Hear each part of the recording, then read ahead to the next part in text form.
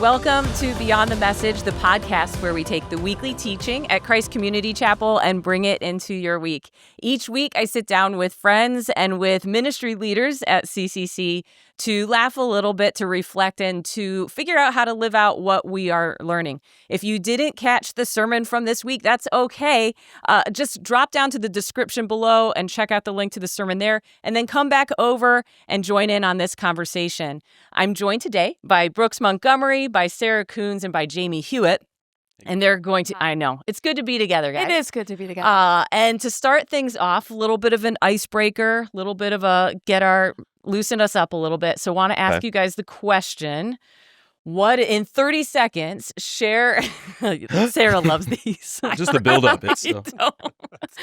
In 30 seconds, share something that you can do better than anyone else that is sitting here right now. Come on, something you can do better.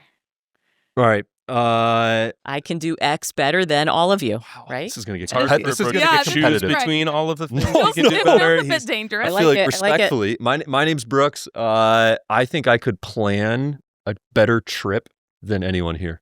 So in terms of booking flights, hotels, the route of hey, we want to do these 10 attractions. What's the most efficient way? Public transit, the cheapest way. Could I we pay love for your planning service? Yeah. Really? If anyone hasn't planned their summer vacation, meet me in the I'm next steps interested. area. All right. I like planning a And trip is as you fun enjoy as it? the trip. I love it. I absolutely love the fastest, the most efficient, the cheapest, researching it all, food. Ooh. Love that. So I love bet planning you do trips. that a lot better than I do. Yes, I would also That came agree to with mind. that. I know you do it better than me. I know. Mine feels much less significant and much less adult. Much less adult. I think Not surprising, Jamie. I happen to have 2 skateboards in my car. I don't know many 38-year-olds who do. So I would bet that I could That's impressive. skateboard That's better impressive. Do you use them both at the same time? No, it's a fair question given what I said, but no, I don't use them. one of my favorite things is looking out the window and seeing Jamie Hewitt on a call skateboarding down the parking lot. Okay. It's a joy. That's It's a good. real thing. I like it. Listen, this question is something. My voice is loud. And I can really project like no one's business. Okay. I mean, there are people in the building who have said that they can hear me upstairs and I am downstairs. It's a gift. It is a gift. Yeah. We can call it that. Sure. We can call it a gift. Okay, mine is that I can sing opera better than any of you. And to prove it, I'm not going to do it. But I brought, and I brought a VHS tape from 1999. Anything, I want to actually hear it. anything could be on that VHS. Yeah, I think it we says need right here, I Stacey's think voice we recital. and the people need to hear 1999. I know. it. I want evidence. It was on a cassette tape. Prove But it. I don't do have it a now. cassette player. Do it now. No, I can't. I mean, the point is, 26 years ago, I could sing better than you. I don't know about today. I think also today. Okay. Well, thanks for sharing that. I agree with all of you. I think we all can do the thing we said better than the rest of us. But let's jump in and talk about what we learned from Pastor Joe. So I'm going to recap things a little bit. Pastor Joe was week 5 of Promises Made, Promises Kept, and we're in Genesis 17, starting in verse 15, where God comes back to Abraham. Now, it's been 24 years since he first made that promise that Abraham was going to have a son. He would have all these descendants, nations would come from him. And now 24 years later, he is coming back to him and reestablishing and saying, yes, this is my covenant with you. Your wife, Sarah, is going to have a child. His name is going to be Isaac. Abraham falls on the floor and laughs. And it's this picture of kind of of shock and joy laughter. Like, God, how can this be possible? I'm 100 years old. So Pastor Joe's points out of that were God's delay, because really a lot of pointing out our issue with promises is the fact that there is this perceived delay. So God's delay, Abraham's laughter, and then God's response to that. So to start things off, just want to ask us, kind of like we do each week, what's a takeaway? What's something that stood out to you in the teaching? I was thinking, waiting and delay is always hard. Yeah. But God is even more trustworthy than that hardness. And so there was a line that Pastor Joe said, where he's like, if the God of the universe makes a promise to you, then there is nothing that could possibly stand in the way of that being fulfilled. And so in the midst of our kind of doubt, waiting, and delay, like we can rest on that, regardless of the delay, regardless of, whatever has happened in our life that seems to be standing between the fulfillment of that promise, we can trust that. Yeah. You want to go? Sure. I think for me, I was grateful for the clarity he gave around that the promises that God makes aren't necessarily the promises we think he has promised us in his word. I think we get that really confused. And I think when he outlined the verse in John 16, just about like what God has actually promised is that he be with us. Yeah. Not that we would experience blessings and all of these things, which of course we can, but that's not the promise. Yeah. And that he will overcome it, but there is a waiting. There's a waiting. There's a waiting. It's not a right now. Time. Yeah. And I think it's interesting, the world that we live in is so fast-paced. Mm-hmm. Like we are obsessed with efficiency, with automation, just with like existing you're planning and your trips. That's right. That's right. Efficiency. No patience, no waiting in my trips. No, but the reality is that one of the primary ways that I think we can experience God, look more like Jesus in a countercultural way as we're kind of living in exile, is to cultivate patience. Patience is not something that is very attractive. Like if I was to say to you, you're a very patient person, I think you would almost think like, is that a compliment? Like, should I be more efficient? Should I be? But I think a primary way of living as exiles, ambassadors of God's kingdom is being people who wait, being people who are patient. Well, what does that even look like to cultivate that? Yeah. I mean, and we don't have to unpack that now, but that's a question to ask. Like, what is it even, if we say practically speaking, to cultivate patience? Yeah. I put my phone somewhere completely not with me. I don't know. But. Yeah. And even just the reality of, I think the reason we can wait and the reason that we ought to is because we wait with hope. Like all of a sudden, you move hope away from the equation of waiting for God's promises. Waiting is unbearable. Exactly. Yeah. And so just even the ability to draw near to Christ as you wait with the living hope that he is. Yeah. It's a very countercultural way to live. Yeah.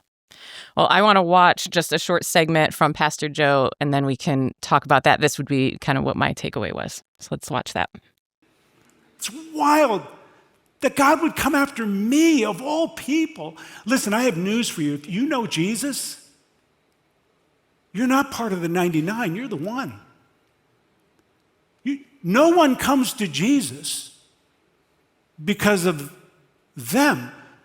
You come to Jesus because Jesus chased you down. Jesus went after you. Jesus left the 99, came after you. And he came after me. And every once in a while, that grace, do not lose track of the wonder of grace. Let it sink in enough to make you laugh sometimes. So, I kind of start tearing up even just letting that sink in, the reality that if I am a Christian, as a Christian, that Jesus chased after me. He left the 99, and that's just too good to be true. And so I think the wonder of that, the awe of that the God of the universe pursues us like that, comes after us like that, and that God's grace is really too good to be true. And that's what, again, in that we're saying Abraham was kind of experiencing this, like, this is too good to be true. How could this be? I thought, like, when he said that, I was like, when's the last time I laughed in the way of in an awe sense of, like, God, you're so good. Yeah. And then when he just talks about, like, hey, you're the one. He left the night. I felt really emotional around that because I'm like, I don't sit in that often. No. And I don't let it wash over me. That's right. Yeah. And I think I need to, because that is, I should laugh. Wonder. Yeah, like the wonder of it. And I'm like, man, I miss out on that a lot. Yeah. Yeah. Well, let's jump into talking about a couple other things. This first question that I have, I want to unpack Pastor Joe's first point a little bit so that it makes the most sense. And in that was that he, the delay. And he talked about 3 different reasons that he can kind of see that delays happen. or that perceived delays happen. The first was the flight is delayed, and the delayed flight. And that was the reason of basically, okay, you're sitting on the tarmac and you're going, why in the world are we not going anywhere? And then obviously there ends up being a really good reason. There's other circumstances at play that we just don't know about.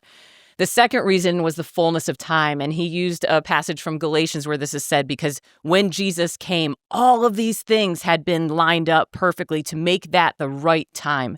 And I think there's times delays happen in our lives where maybe we can point back and look and go, oh, that was the perfect timing for that to happen. Now I understand. And then the last is the camp that Abraham finds himself in, and that is the Lazarus reason. Whereas if Jesus had gone and in the story of Lazarus, he raises him from the dead. If he had gone days earlier when Lazarus was just sick and healed him, we could have said, well, maybe his immune system kicked in and it really wasn't that bad. But really, when, he was dead and there was no other reason but God. So God really reveals himself and his glory in that reason. So if you think about that and the way that we can sometimes get promises wrong or have trouble with promises made, can you think back to one or think back to a time or a situation and say, oh, wait, this is kind of the reason that I can see or that I can point to in that time?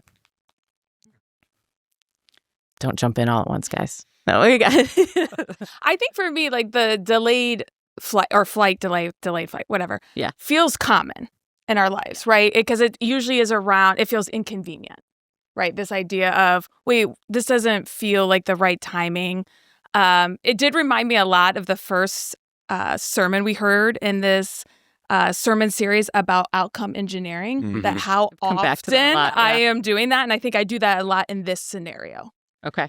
One of the things I have learned through life experience, but mostly by being a parent of adult children, is I have been able to be more of an observer in that and see how God is even delaying things in a way that is actually saving them from something they can't even see. Yeah. And oftentimes it's good to be able to go back and point that out to them. But I think that usually I'm kind of I want to plan B it. Right, okay, all right. I'll figure it out and figure out a way for this to work instead of being patient and waiting on God to show me his timing in that. I think that's true in all of those scenarios.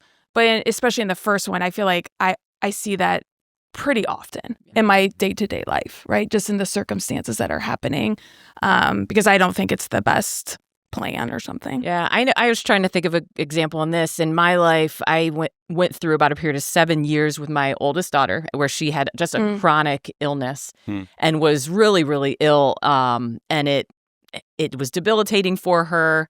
We'd gone to all the doctors. And of course, in that, we were just praying and asking God to heal her over and over and over and over again.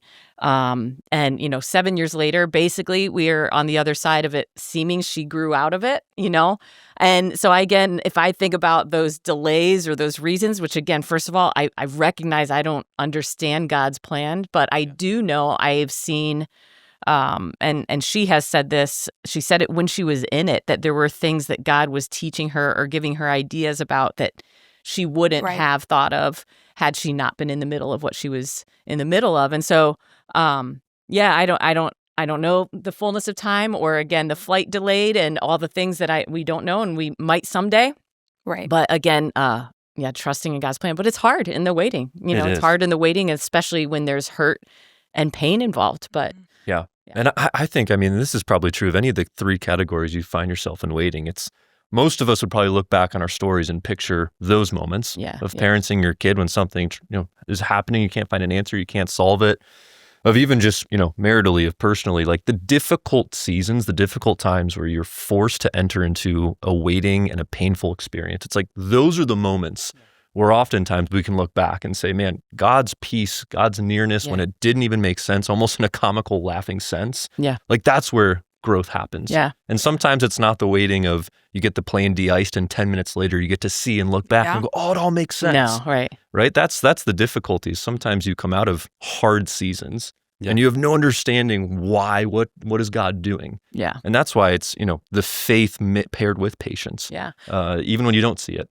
So one way that we can get in trouble with God's promises is that we can assume a promise that is not an actual promise in God's word. And I mean, Pastor Joe talked about this a little bit when he was saying, when his brother died, I was assuming that God was going to take care of my family and keep them healthy, and then this happened, and that's not a promise from God's word. I can start us off. I've realized when I was thinking about that I believe I assumed a promise connected to my marriage, and that marriage would not be hard. I did talk to my husband about talking about this, but and I can say this too, that we're in a really great spot right now. But I think we've gone through seasons that have been enormously difficult, really hard. All sorts of factors in there leading up to that.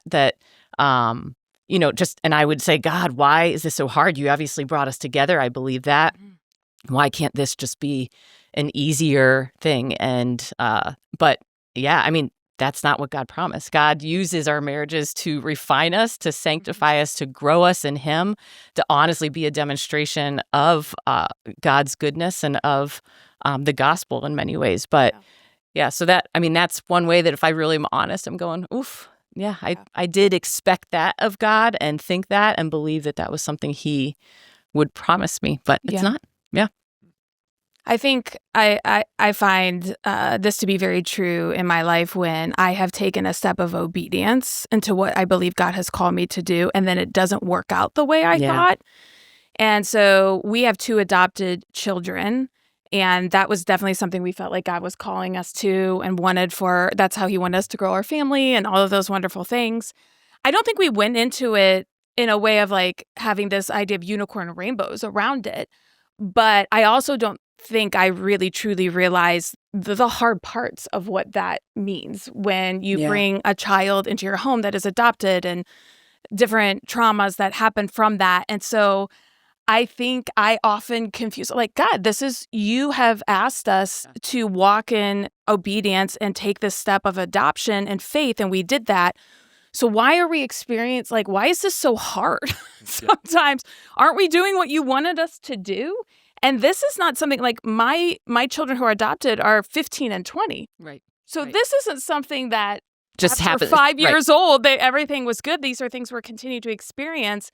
And that is not anything to do with them. It's just because of the brokenness of our world and the different things. But I'm like, when am I going to see the good parts of, of that? And I go, oh, Sarah, that's your totally incorrect thinking about what you believed God was promising you through this step of faith and obedience. So much it is connected to what we are praying for. We want things to be right in our life. We want things to be easy and not hurting. And it is those things that then we can just assume God would want for us too. And we don't know all the reasons why, but that is not what God promises. And sometimes it's one big area. Like you were talking about, and sometimes it just feels like the 1,000th paper cut. But you said the line, "Why is this so hard?" And that resonates. I felt that so much in my life that I have bought into the misperception that my obedience should lead to ease, to comfort, and things not being so hard. And so whatever it is, you get to a point you're like, all right, why? Yeah. And I feel like in those moments, I go to 2 extremes in my mind, in my soul. I think either, what did I do wrong to cause this?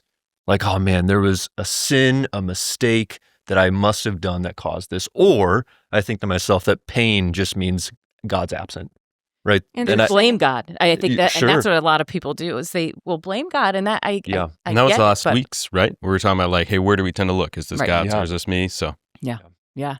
Well, let's look at what God does promise. So Philippians 1:6 is a passage that Pastor Joe read, and that just says, "He who began a good work in you will bring it to completion in the day of Jesus Christ." And the reality that what God does promise us is the fact that He wants to do something so marvelous in our life, so glorious, that He is seen, that we are made to be more like Jesus over the course of us trusting in Him and really letting go of all of those maybe assumptions that are not real.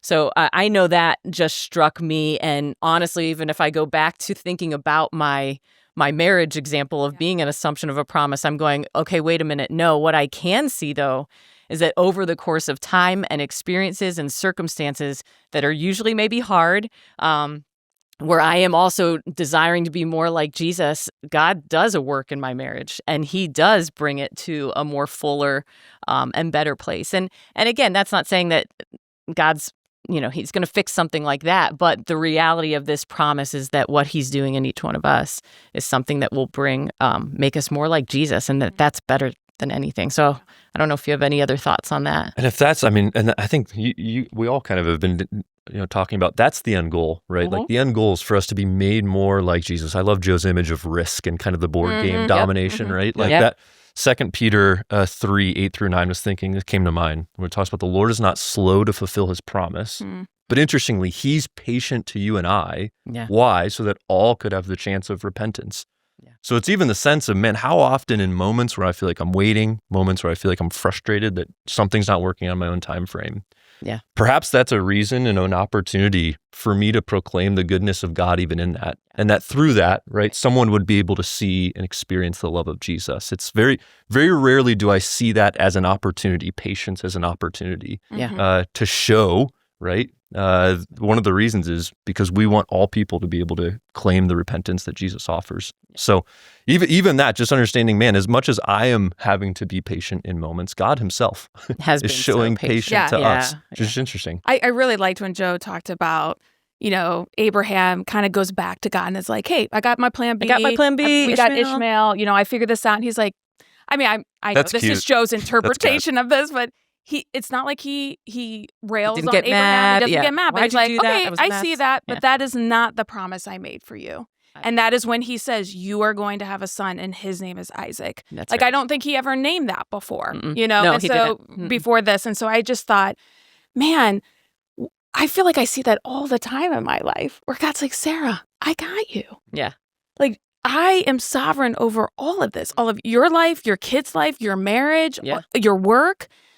Why are you trying so hard to outcome engineer this? Like, that is, when you talk about the cultivating of the patience, I think that's where it lies, where you're going, okay, God, I trust you, even though I can't see how you're going to fulfill this. Yeah. And the question is that why God lets this roll out for 24 years? Is so that Abram would come to the end of himself and finally be able to see that, all right, this is God.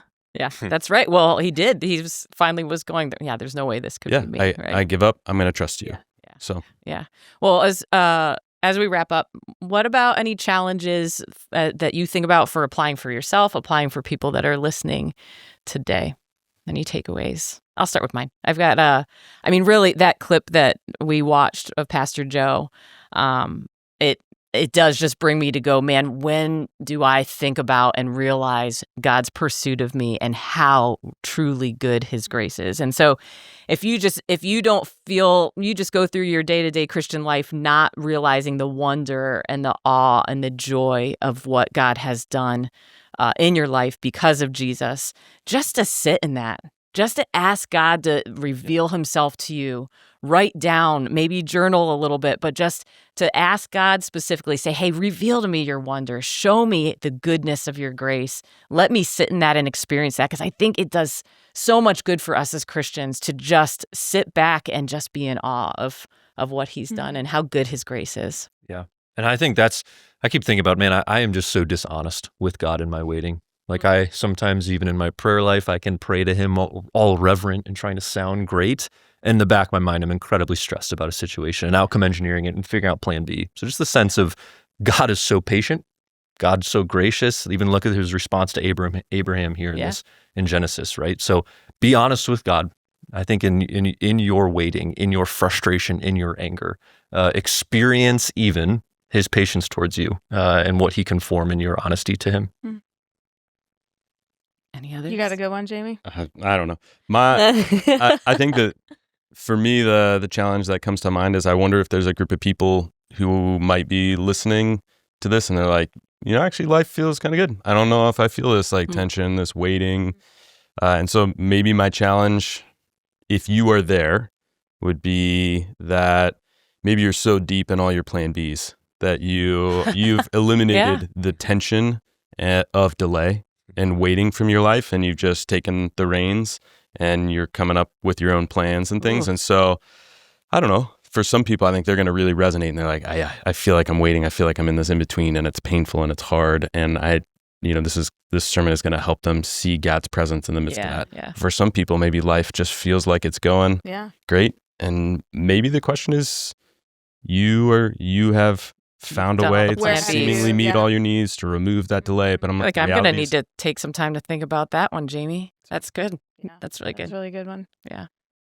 Yeah, I'm with you guys. I resonate with all of that. I think that it's something I told Stacy outside of this time was like, I've been a Christian for a pretty long time, probably like 40 years or something like that. I think I just often forget. Yeah. And so I think this sermon really helped me to remember who God is, what a miracle of grace it is that I can be called his daughter, and just to rest in that and not try to figure it out. Yeah. And so I think for all of us, we need to remember, and we need to remember who God is and what he's done in each of our lives. Yeah. No, thanks so much for this conversation. It's been great, and also can't wait till next week. It'll be great. Yep. Again. Yeah. Yeah. Well, thanks so much for tuning in to Beyond the Message. Before you leave, make sure you subscribe so that you don't miss out on next week's episode or the weeks after that. And all week long, we want to provide you with content to help you grow right where you are. So check out our CCC app or YouTube channel or our website for content that can help you all week long. Share it with friends, share it with family. Well, till next time, we'll see you next week.